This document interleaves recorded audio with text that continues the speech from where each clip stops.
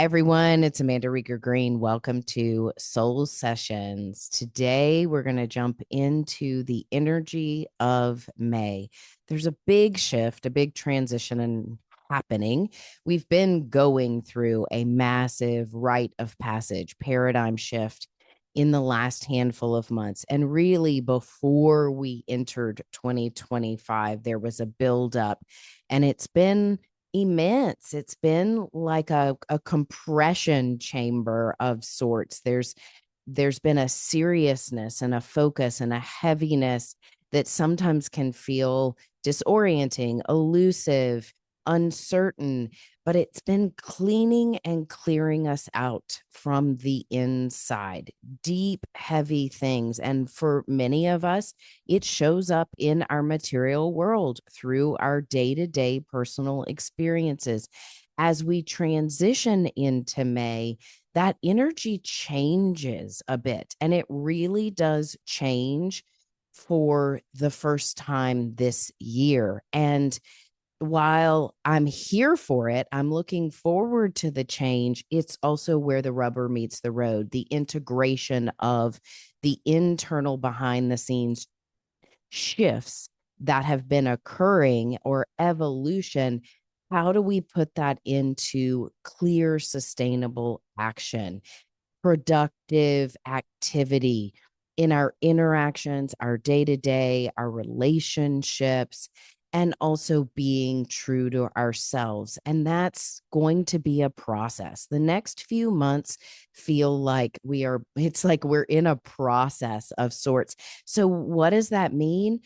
You get to feel your way through it and learn experientially. Think about learning experientially. And that's something I identify with.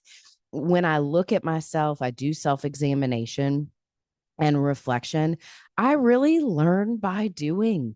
I may have deep feelings and confusion or desires and passions, but the only way for me to understand it is to test it out IRL, in real life. And something about May feels like in real life to me. And there's anxiety that is coming with it. I mean, I am feeling a strange anxiety right now. And it's not like I've got the physical symptoms of anxiety, heart palpitations, not being able to catch my breath. It's more like something deeper is saying, okay, one foot in front of the other. And this is a really good month to make sure you stop and smell the roses. And as I say that, anything that puts you into a state of gratitude, and deeper than that, appreciation, gratitude and appreciation, a sense of comfort, nurture, and safety. I am okay. I am safe just as I am. I am right where I am supposed to be. Or a sense of serenity. When do you feel serene? So ask yourself to start as we transition into May. When do I feel gratitude and appreciation? When do I feel that sense of gratitude and appreciation? And sometimes for me, it's just like write the gratitude out, get really literal about the little things, the big things. What are you grateful for? And what do you truly feel appreciative of right now? And the next thing is safety and security, comfort and nurture. When do you feel at home in your own skin? When do you feel safe? And for some of us, safety is like locked doors, like really vigilant kind of safety stuff. For others of us, it's psychological. It's when do I really feel at home in my own skin and comfortable in who I am and where I am. And then also really thinking about peace. When do you feel a sense of peace? And a peace that is like the peace that passes all understanding, like the peace from the inside out. And sometimes for me, I have to find external peace or identify external peace in order to recognize the internal peace. So, like a lovely sunset. It's spring here in Texas, and we've had we have these wildflower seasons in Texas. Like Texas, the hill country is known for its numerous blankets of wildflowers that come up over the course of 2 or 3 months. And what's funny, we were on a walk yesterday and the Indian paintbrush is out now. We start with blue bonnets, then the Indian paintbrush comes out. So it's like these waves of flowers, but it has not been an incredible or awesome wildflower season here. It depends on the rain and the weather and the temperature. There are some seasons where everything is just blanketed in wildflowers. And this season, it's been more like small patches where the wildflowers are there and they're beautiful, but it's smaller and you have to look for them versus it just being these vibrant colors. And I was thinking about that yesterday, but one thing that is really interesting about this wildflower season is cactus are blooming. And I have never seen the amount of cactus blooms in Texas like I'm seeing now. There's a cactus that is literally sitting outside of my office window, and it was so huge. The cactus had grown so much. The blooms were massive, and they're this vibrant orange color that the cactus was so heavy that it broke. And moving a cactus and replanting it and rehoming it, I mean, like even with gloves, this thing is brutal. It's beautiful and brutal. And I was laughing because I'm like, I freaking feel like a cactus right now. Like I feel prickly and I'm having all of these extra feels that are uncomfortable and confusing and irritable. And yet there's tons of blooms coming out that are vibrant and new, but it's like I feel like a cactus. And we were at some friends' home yesterday, and their backyard, they have tons of cactus. And the blooms were insane. And on the blooms on all of their cactus that are the same, I don't know the name of the cactus, forgive me, but theirs were all yellow. They had no orange blooms, and ours are all orange. So it just, we were talking about it, and all of us were saying, it was a bunch of Texans, right? We've never seen this many cactus blooms. And I think that feels very apropos for what we're experiencing. Nature can often mimic what nature's so brilliant. It mimics what's going on internally. And as I'm sitting here thinking about it, I'm like, I feel like a prickly cactus that has all these new vibrant blooms, but I still feel prickly. And then I feel the newness and vibrancy, but it's almost like it's different. Something is different about it. So I hope that resonates. But coming back to the serenity piece, that third prong that I was alluding to, when do you feel tranquil, serene, really like in an equilibrium? And for me, I have to look for it. I don't have to, I choose to seek out circumstances that I know are going to give me that sense of comfort, stability, safety, peace, and also appreciation and gratitude. I think those are three cornerstones of this month that I encourage all of us to seek out and recognize, document, make a mental note, a literal note on your piece of paper. When do you feel appreciative and grateful, safe, secure, and nurtured, and serene, peaceful?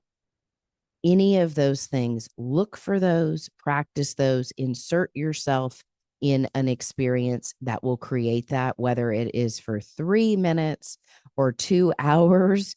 So it's sitting out on your back porch or sitting with a good group of friends, reading a good book, learning something, listening to music, going to your exercise, your Pilates, your yoga, your gym, going on a walk in nature, whatever works for you, cooking.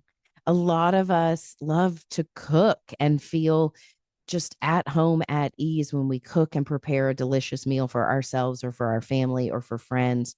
What do these sentiments and experiences practically look like for you, and can you seek them out over and over this month? I'm going to start by talking about the numerology first.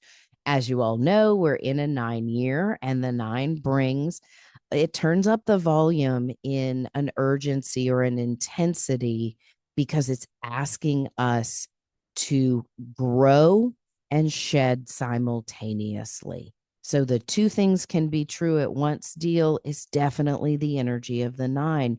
Remember that sometimes that lurking feeling beneath the surface of anxiety, uncertainty, irritability, fear, whatever may be coming up down in the pit of your stomach or showing up in the mental chatter in your mind, recognize that that nine energy, it's almost like the nine is squeezing a big bubble through a tiny tube. And it's really funny. The analogy I got when I said that is I think this about a snake, and I think about a snake like eating a rat or eating its prey. And we've all seen that. And then you think about those really big snakes that eat like alligators and people, and like that you've seen pictures of in the Amazon, where these huge serpents, their jaw is able to open.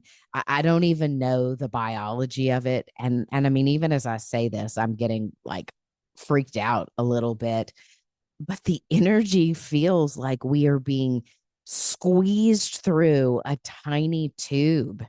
Maybe we're being consumed, I don't know, and I'm not saying this to implant fear, but I mean, these analogies are coming up, like it's like the road is becoming more narrow, and we're being squeezed, wrung out, detoxed, and sometimes feeling that compression of, oh my gosh, where am I going? Is this going to end?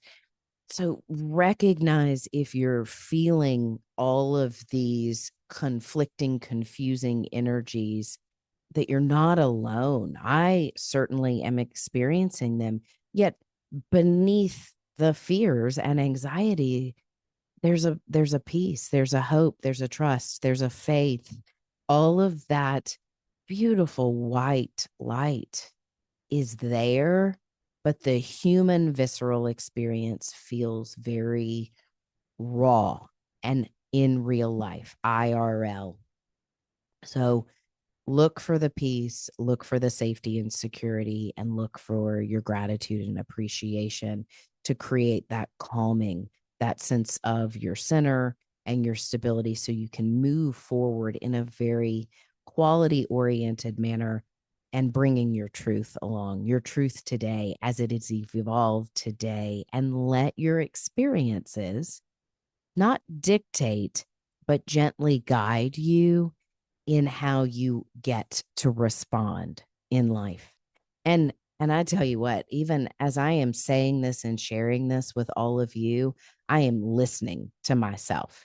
Like, this is not just me talking out of the side of my mouth and saying, hey, y'all, you do this. Think about it this way. I am literally listening to myself and saying, okay, Amanda, one day at a time, one step at a time.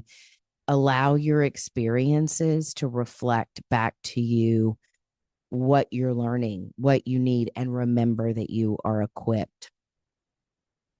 The numerology for May, we are in a 5 month.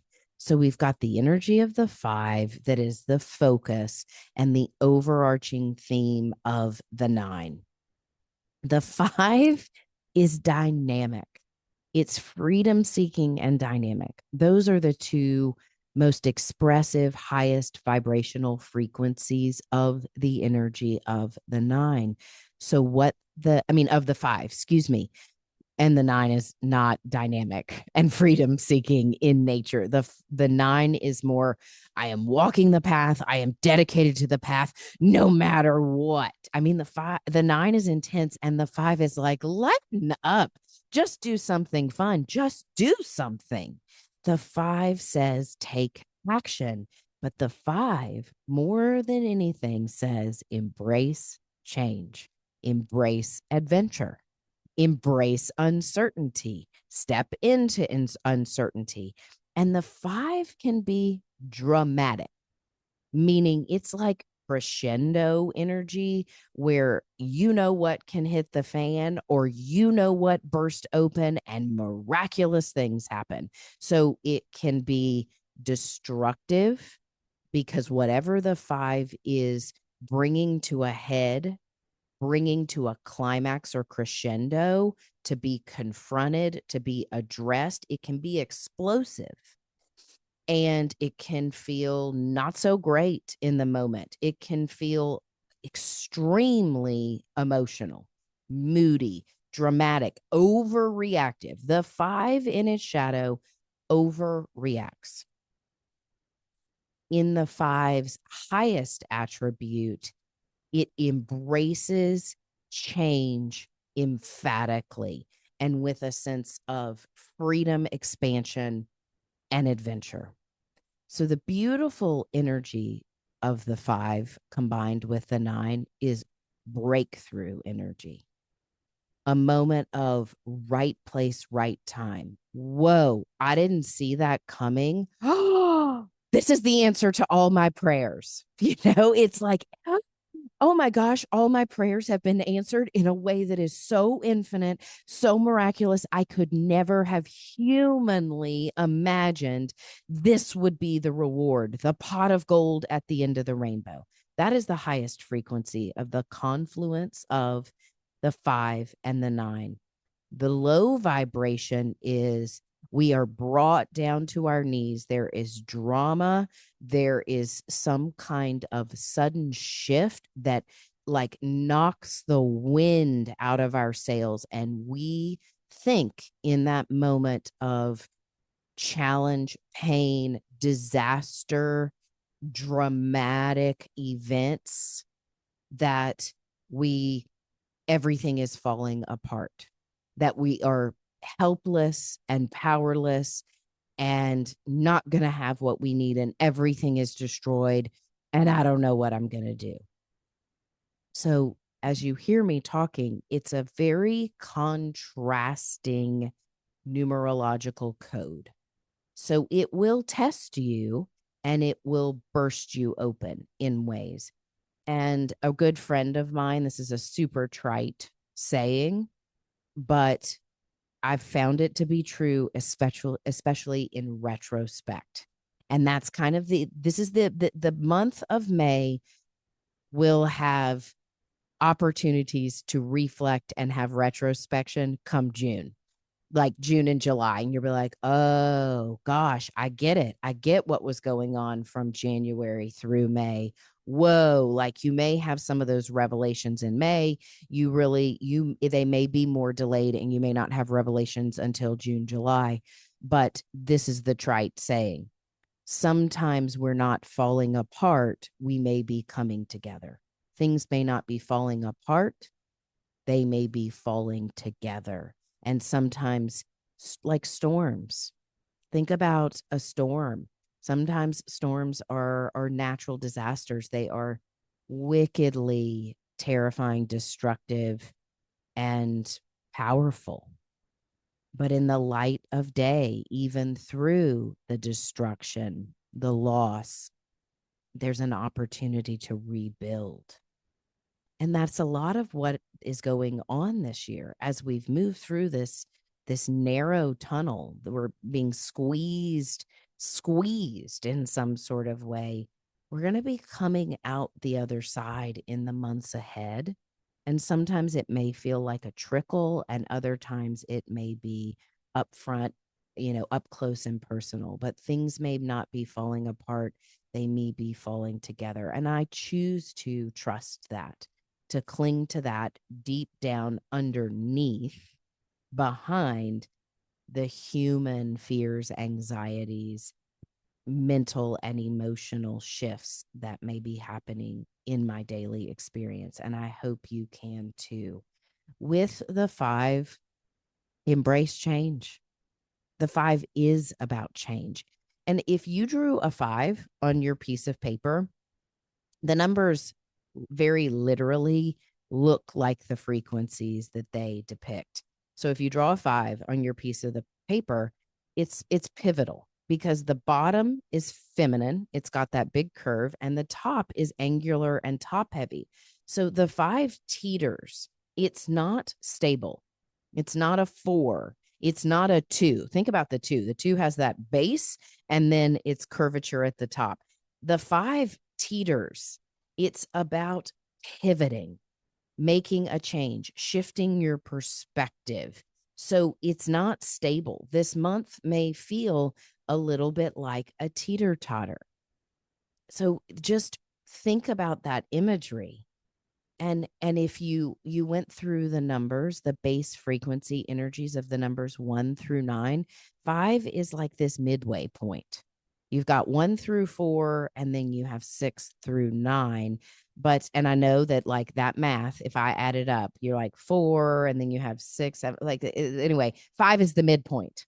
Okay? And 5 is this we're coming to not a fork in the road, but we're repositioning ourselves a bit. So you're going to feel it on the inside, and then you get to practice what's been shifting inside within you, in your experiences, literally, and in your perspective.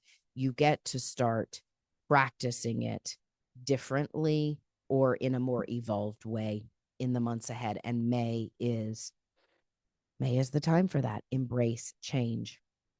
Also, with the energy of the 5, I recognize that the 5 is a thrill seeker. It's like a roller coaster rider. Listen, I don't love roller coasters. I never have. I've ridden my fair share of roller coasters. And if I never get on a roller coaster again, I'm good. I'm good. I do not like that feeling of catching my breath, that feeling of dropping, and that at the theme park, those big rides where they raise you all the way to the top and they drop you like an elevator going down. That is not my idea of fun, adventure, excitement. And for some of you out there, you're like, but I love roller coasters. I love that thrill. Amazing. Like to me, it is, I do not like my heart jumping up into my throat. I don't like that feeling. The 5 can feel that way. Like it's like you're going down and you're suspended in midair simultaneously, where your heart is up in your throat.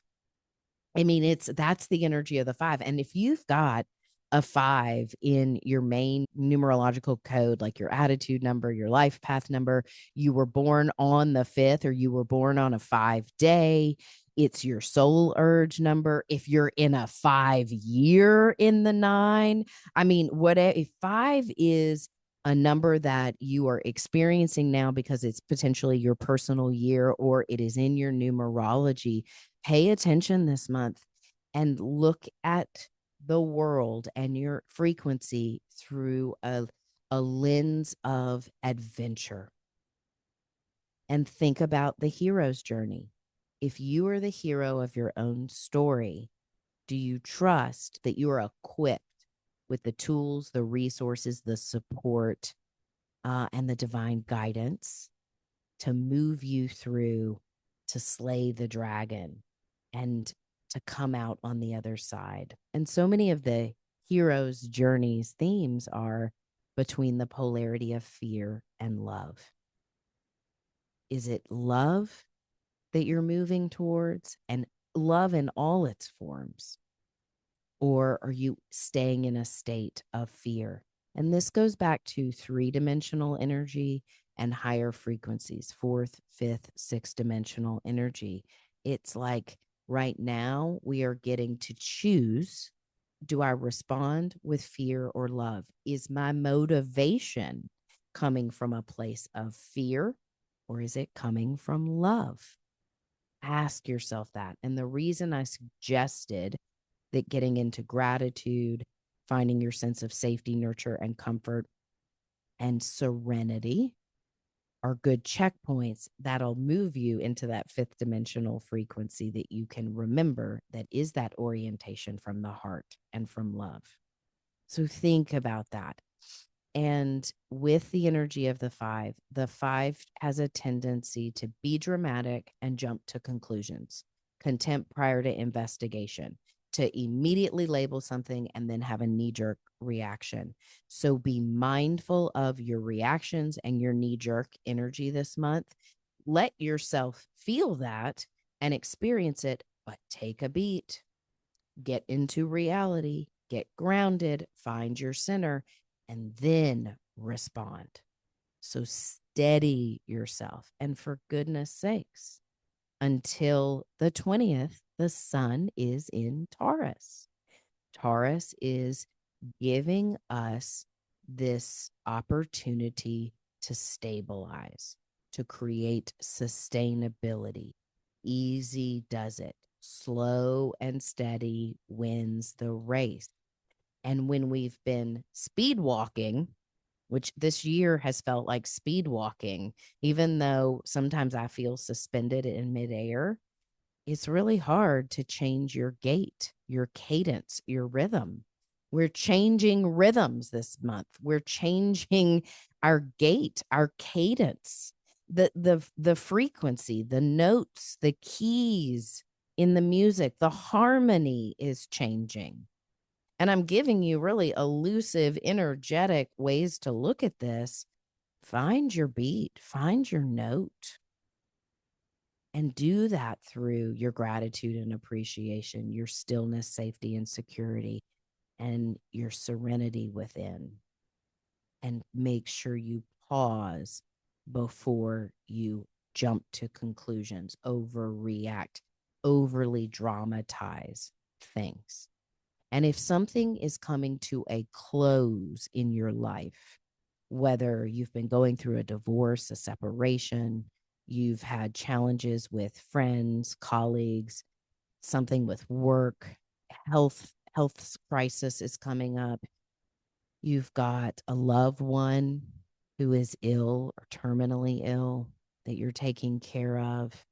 Whatever it may be, whatever chapters could be coming to a close, can you close those chapters with the divine, with a sense of sacred reverence, honoring your past and recognizing where you've grown to invite in more love? There's a book written by a guy named Matt Kahn, and I've probably recommended this book 1,000 times. I have 2 copies of the book, and I have it on Audible too. I do. It's called Whatever Arises, Love That. It's written by Matt Kahn, and it literally, the title says it all. Whatever arises, love that.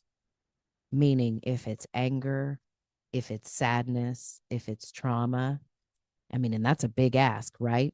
And he articulates it. It's an easy read. I recommend it to any of you out there, but the title says it all. Whatever arises, love that. And that is, I read this book probably for the first time 8 years ago. Um, and it's one of those books that sits on my shelf, and all I have to do is look at the title.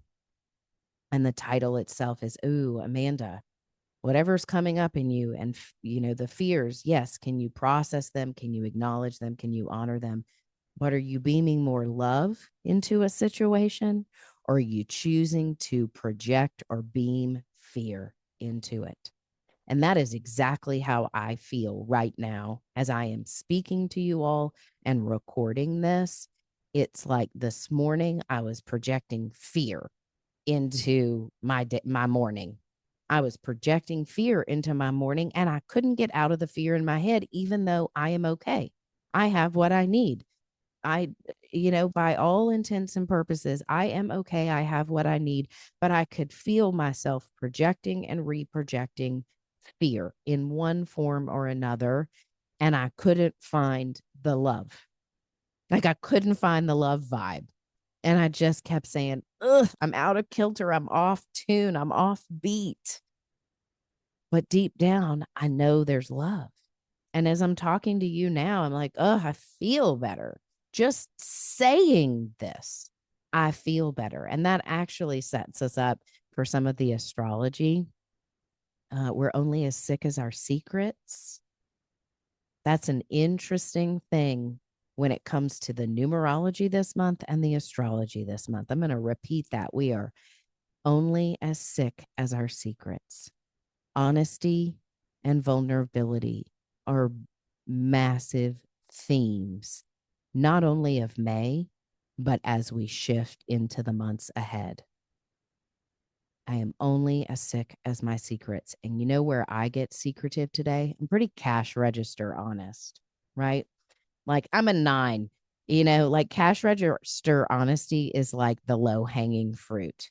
Oh, I need to put my cart up at the grocery store because why wouldn't I?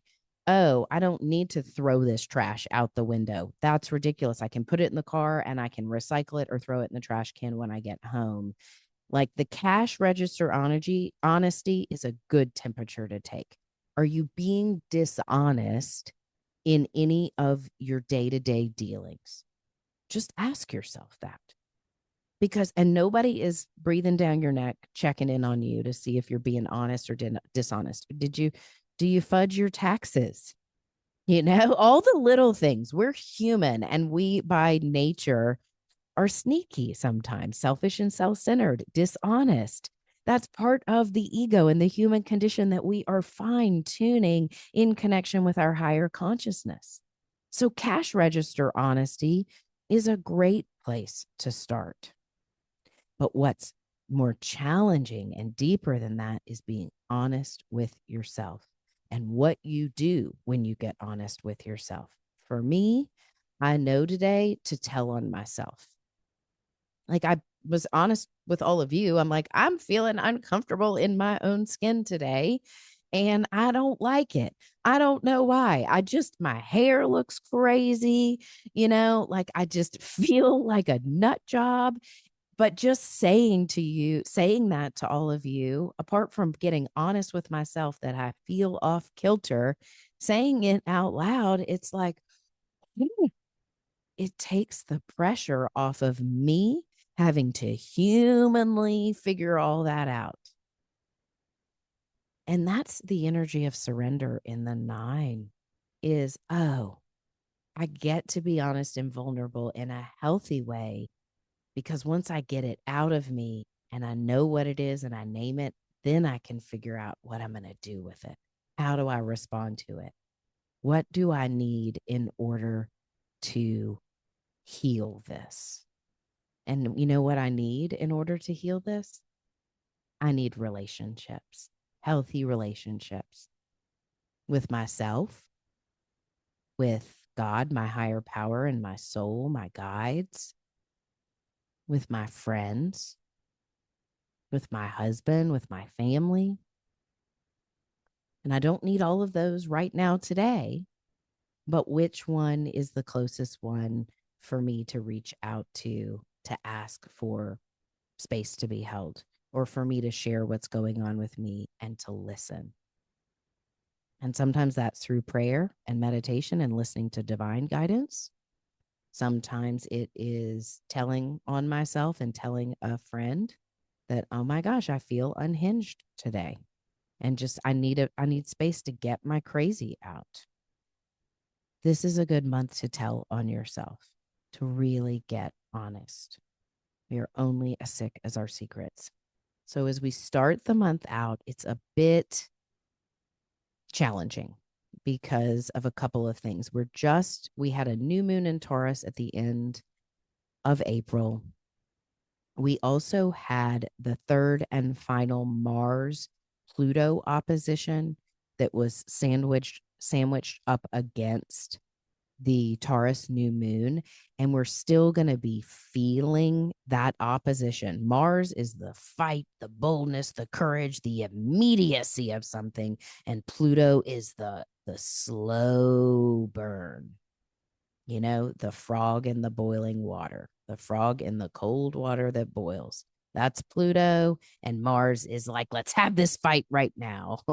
So when they oppose one another, it is extremely intense psychologically and literally. So we're still feeling that energy start to burn off and burn down and smolder a bit.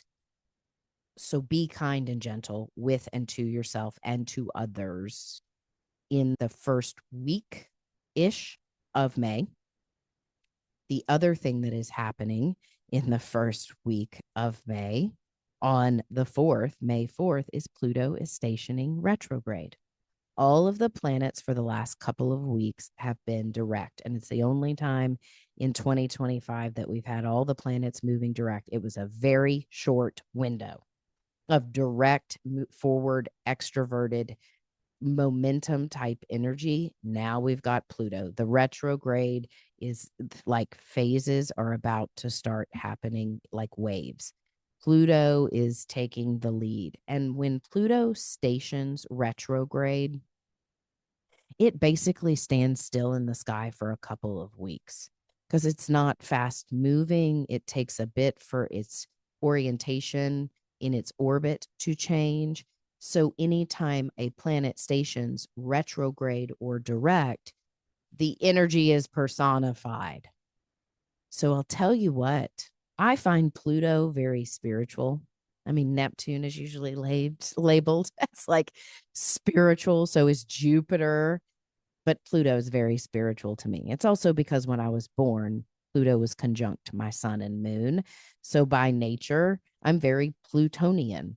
Death, rebirth, transformation, intensity. You all know that I can be quite intense. I know that. But guess what? My ticket through intensity is joy and delight, lightheartedness, silliness, playfulness.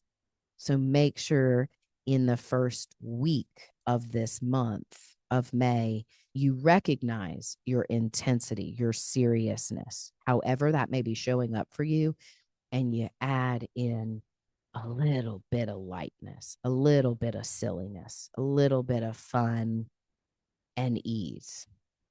Make sure to do that. Pluto will station retrograde May 4th at 3 degrees of Aquarius. And this retrograde phase, Pluto will be retrograde through October of 2025. So the months ahead, Pluto's energies are turning inward, and we get an opportunity to psycho spiritually do some behind the scenes analysis. Gosh, feels like this whole year is that way. So it's just, again, another subtle layer, but it'll feel more amplified in the first week ish of May. And then it'll burn off a little bit because it'll be after a couple of weeks, Pluto will be gaining speed in its retrograde. So it won't feel so immense. So lighten up on yourself as Pluto retrogrades in Aquarius. Remember, Aquarius is about the future, innovation, technology, artificial intelligence. It is the futurist. But Aquarius is all about friendship and community, friendships, resources, affiliations, and associations. So as Pluto retrogrades in Aquarius, one theme is revising, reviewing our future plans, our vision, our future vision. And again, this goes on through October. So it's a slow burn. Ideas will come to you out of the blue. Wow, I thought I was going to do this. It's like we make plans and God laughs. That's what this retrograde is. We make plans and God laughs. And again, it's not going to be all the time left and right, but you over the course of the next handful of months through October, plans that you may have set in motion are going to ask you to for revision. Ooh, okay, my vision is still there, but it's changing a little bit, and I'm going to need to let go of this, or I'm going to need to ask for help here. I'm going to need more money and resources for this, or I'm going to need more time. I thought I was going to be ready, but I'm not quite ready. There's still work for me to do. So it may waylay some future plans and fine tune them. Just remember, this is a fine tuning phase and it's nuanced, but things may come up about your friendships and your networks where you're revising, changing your friendships, networks, affiliations, and associations. So recognize that. And all of your networking, your friendships, your resources, your human resources, it's like Pluto will ask us to fine tune those. Do the people that I surround myself with support my future vision, my hopes, wishes, and dreams? That's the big question. That's always the question in the 11th house. The 11th house in astrology in your natal chart is the Aquarius house. And it's about our hopes, wishes, and dreams. But the big question I always ask anytime I have a transit, someone else has important planets transiting or lots of planets in their natal chart in the 11th house. It's the house of the materialization of hopes, wishes, and dreams, or the lack thereof. And I think this is such a wonderful question for anybody and everyone out there to reflect on. Do the people I surround myself with, my networks, my friendships, affiliations, and community, do they support my hopes, wishes, and dreams? Or do they limit, hold me back from the materialization of my hopes, wishes, and dreams? And then flip that on its head. Flip that script and ask this. Do my friendships and affiliations, do I support their hopes, wishes, and dreams? Or do I limit their hopes, wishes, and dreams?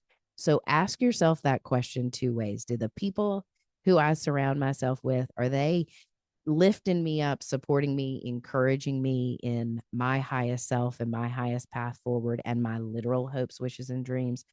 Or are they keeping me playing small? And then flip it around and say, do I support people, the people I surround myself with? Am I the cheerleader and support staff for their hopes, wishes, and dreams? Or am I judging them, limiting them, secretly holding them back or having a bad attitude? So flip that both ways and think of the theme between now and October. And remember this, write this down. Like maybe make a note in your calendar to check in with yourself a couple of times every single month between now and October. Are my friendships supporting my hopes, wishes, and dreams? And am I supporting the hopes, wishes, and dreams of my friendships, alliances, affiliations, and associations? I know I'm harping on that, but that's a big nuanced checkpoint for all of us as we transit through this. Also, at the very beginning of May, and I think it's on May 2nd officially, but we'll feel it May 1st, 2nd, 3rd, and 4th ish, Venus will conjunct Neptune at 0. Has shifted into Aries at that 0 point. And by the time we hit May 1st, so I think it's May 2nd that the exact conjunction between Venus and Neptune happens. And that's the 0 point of the zodiac, essentially. It is the pioneer. It is the primal life force energy. And Venus is about love, beauty, relationships, finances.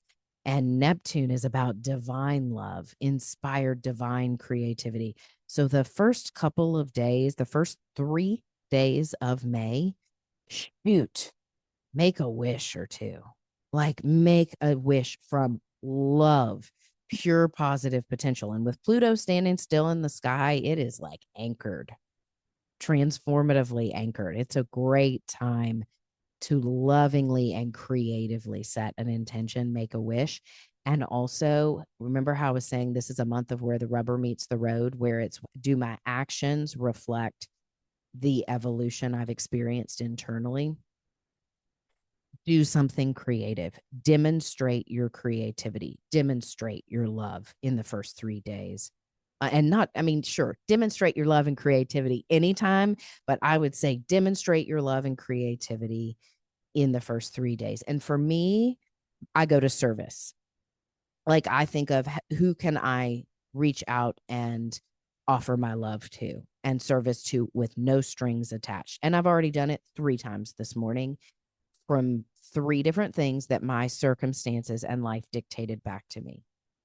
I'm not going to share those experiences because they're personal, but I thought, whoa, this person needs my prayers, or this person needs this and I can give this to them, and give it freely with no strings attached, no expectations. And for me, that service is part of my heart And it's also where I know I can be creative. Like my creativity sometimes is in my energy field or my heart or my prayers or the magic that I love to create in the energy field and believe in. So, where is your creativity and how can you use it in service in these first few days? I think that will set the stage in a really beautiful way for all of us and for each of us individually.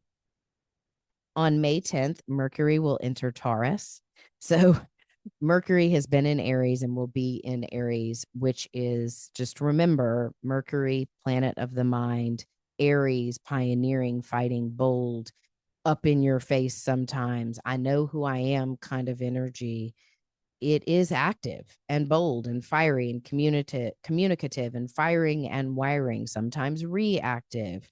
As Mercury shifts into Taurus, there's like, whoop, we kind of pull back a little bit. We ground in, we stabilize, our mind stabilizes a little bit. I'm not saying you're just going to feel stable, peaceful, and great, but see if you notice around like May 11th, let's say, like once Mercury has shifted, see if you wake up on May 11th and your mind feels different than on May 10th.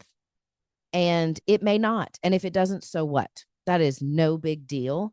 But I did a workshop this weekend, and one of the big themes that we talked about was recognizing the energy shifts. And I notice how I feel on a new moon. I notice how I feel on a full moon. And it's funny, like one of the things I have tracked and noticed within myself on full moons are typically extroverted. Doesn't mean that you want to get out and party and go and do, but there's that tension in the energy field that pulls things out, pulls things from the inside out. Well, almost every full moon, I feel wickedly introverted. So I feel the opposite of what the energy says. And I've noticed that the last couple of years. So full moons where you normally would kind of want to be out and extroverted and sharing and doing, I'm always like, oh no, I got to go within. So notice these astrological transits, and these changes, and see if you notice things in the energy field. And this is in an effort to, first of all, be self aware, cognizant, present, to be present to your experience. It's unique to you. And also, it's in a sense to help you heighten your intuition, your truth, your voice, your instincts. Because as Mercury shifts into Taurus, we've gotten a lot of work with Mercury in Aries, and it's retrograde through Aries. And is it backed up into Pisces? That's changing. So it's moving into some new territory. It's kind of been stuck in this energy of this dance between Aries and Pisces for a while. So has Venus. And we've got a big thing happening at the end of this month. Saturn will shift and join Neptune in Aries. So as Mercury shifts into Taurus, pay attention to where you're finding some slowdown mentally, and can you embrace it? May 12th is a full moon in Scorpio. Full moons in Scorpio are intense. Any way you slice it or dice it, and whatever the astrology surrounding a full moon in Scorpio, even if it's trines and sextiles and beautiful, unicorns and rainbows, it's still intense because it's Scorpio, for goodness sakes. This full moon is at 22 degrees. Yes, a master number at 22 degrees, and it occurs at 12:56 p.m. Eastern time on May 12th. Scorpio full moons, the call to action for me is always around alchemy and transmutation, but it's a big call to action around emotional intelligence. It's emotional purging, intense truth telling. Remember, we are only as sick as our secrets. Karmic reckonings, sometimes shedding outdated attachments, especially that are emotional or psychological, psychospiritual, energetic. So it's like the emotion, your emotional state, your emotional temperature gauge is your check to something deeper, psychological and psychospiritual. But Scorpio full moons are about empowerment through emotional transparency, shadow work, healthy vulnerability, honesty. So, really looking at your shadows, your fears, maybe what you've been avoiding. So, practicing emotional honesty with yourself is where the juice is during this full moon. And I'm going to talk about the numerology of the 22 for a second because the full moon is at 22 degrees, the master builder. 2 plus 2 equals 4. The energy of the 4 is about step-by-step process, sustainability, sound like Taurus a little bit. It's very earthy, the 4. But the master builder, the 2-2 code, is about building dreams into reality. It is about your life's work. It is not about a short-term goal coming to light or a short-term goal coming to completion. It is about the story and the legacy you are building over the course of this lifetime. So the 22 in numerology and the 22nd degree adds another layer of intensity to an already intense full moon. Figure out where 22 degrees of Taurus falls in your chart so you can see what house it is falling in, and that'll give you a few more details around what is being transformed over the course of the next 30 days for you. Be mindful of getting trapped or stuck in emotional intensity. Taurus, stuck.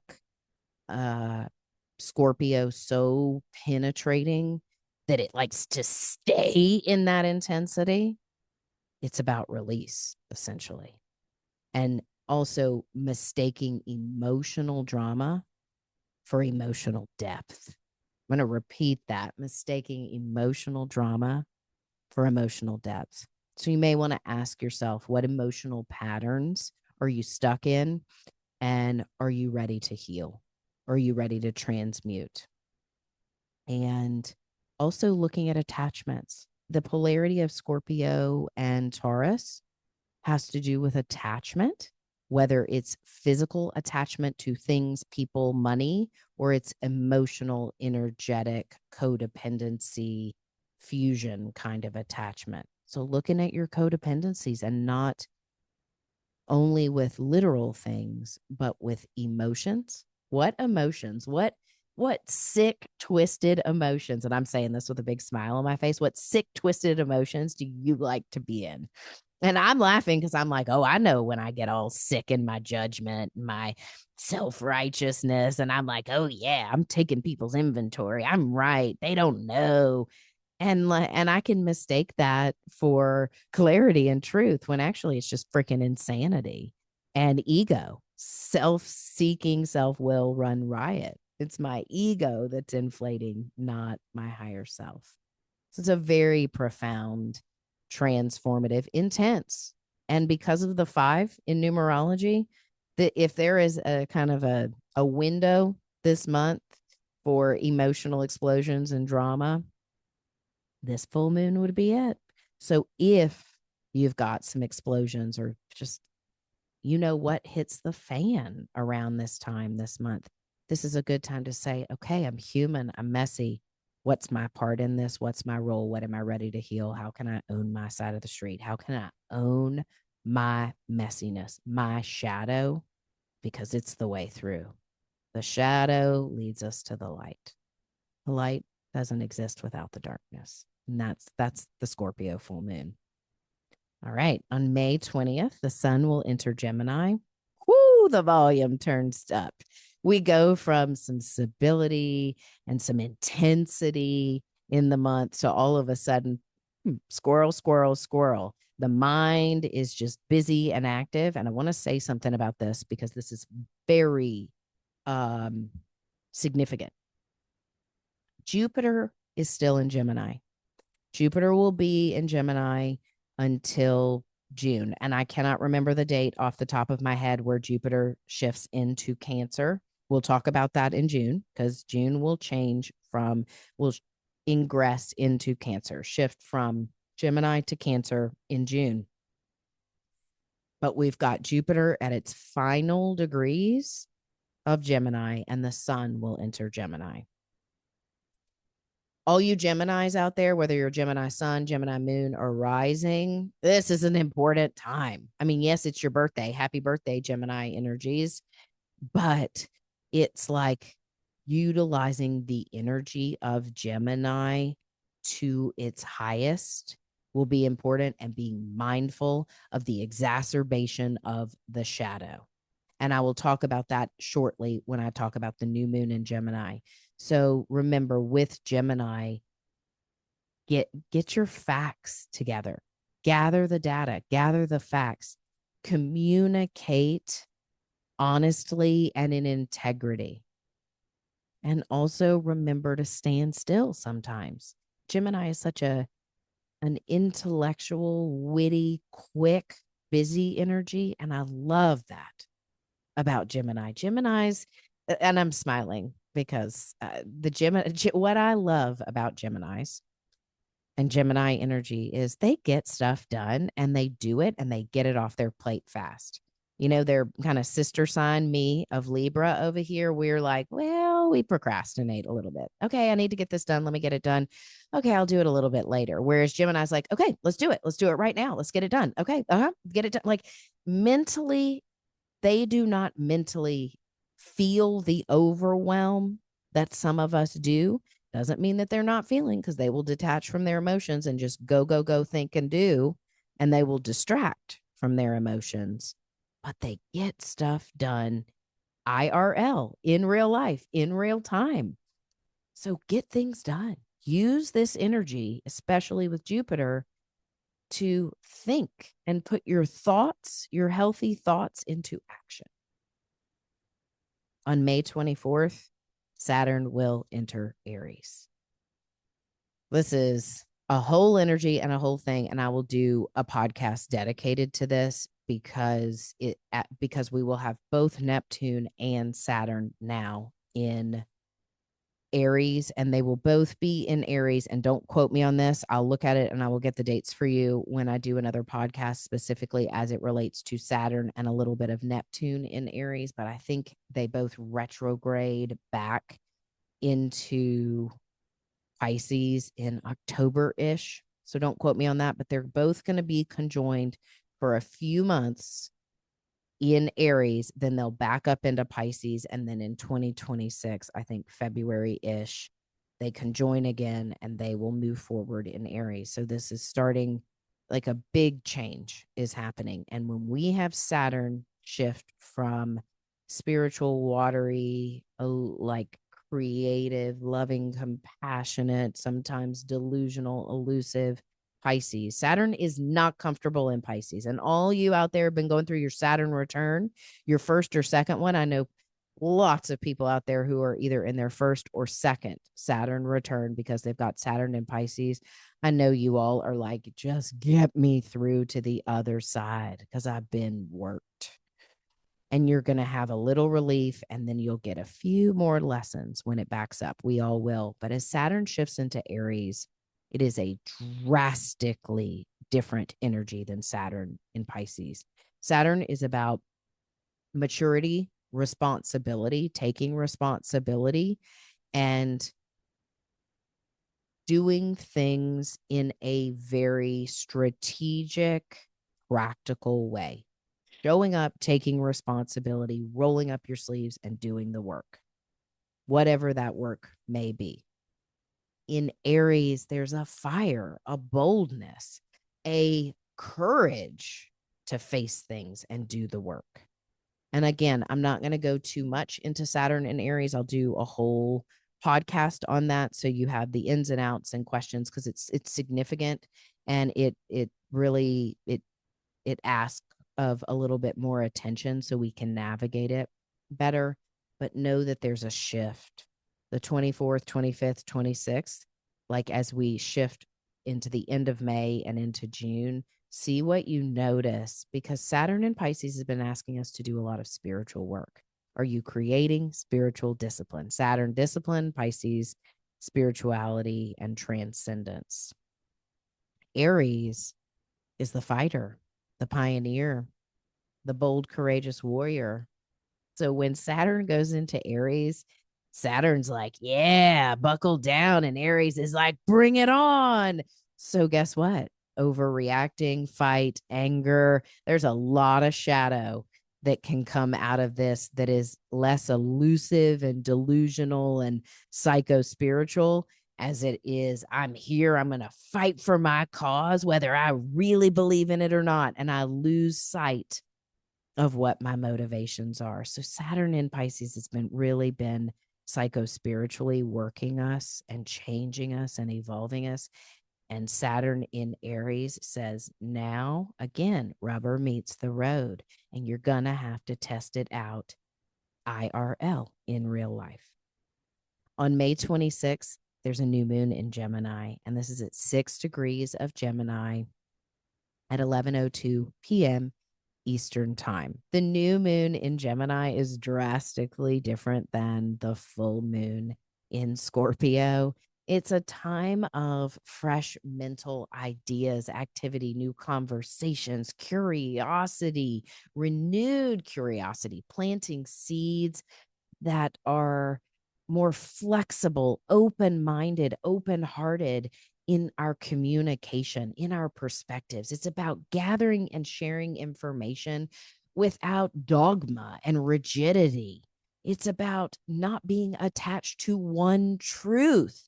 Two things can be true at once. If there is a zodiac sign that personifies two things can be true at once, it's our friends in the Geminis, in Gemini energy.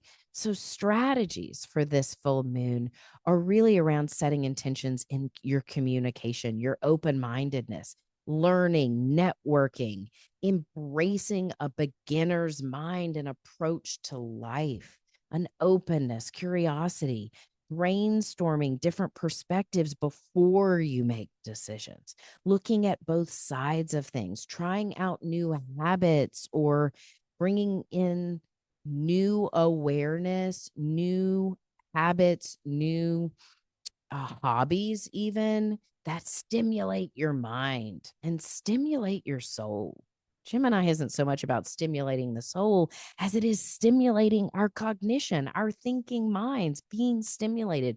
What stimulates you? Who stimulates you? And deeper than that, my question is, was that enriching? So the depth of Gemini goes to enrichment when it's like, that was so much fun. I learned so much. I understand this differently now. And that's the enrichment. It's kind of like when I talk about gratitude, and the higher frequency of gratitude is appreciation. For Gemini, the curiosity and the learning and the mental stimulation, the higher frequency of that is enrichment. So ask yourself during this new moon, where am I ready to open my mind to new possibilities? And how can I communicate more open-mindedly and open-heartedly? Honor my truth, but recognize that two things can be true at once. You know what that makes me think of is there's your truth, there's my truth, and there's the truth, or there's your perspective of what happened, there's my perspective and vantage point of what happened, and then there's the perspective. That's what Gemini is. Gemini is curious about all three perspectives and finding that middle way, finding the middle way. So remember, May is a month of IRL, in real life. Rubber meets the road, putting your growth and your evolution into practice, finding your serenity, safety, and security, and being still within while making progress, looking for the adventure, opening your heart. There's a lot of energy this month. Like, because as I try to like tell you the themes, I'm like, a lot's going on. That's the energy of the five. It's like squirrel, squirrel. There's a lot. So see what sticks and resonates with you and put it into practice. It may feel a bit overwhelming and confusing, but see if you can add in the state of like being excited, being adventurous, recognizing greater freedom, opening your heart and mind up to new perspectives, and seeing how your daily life gives you opportunities to practice that in new and evolved and more matured ways. All right, everyone, be well and find your adventurous heart and spirit in May. And remember, we're only as sick as our secrets. So get really honest with yourself and share that with other people so you feel a sense of connection and belonging at home in your own skin. Be well.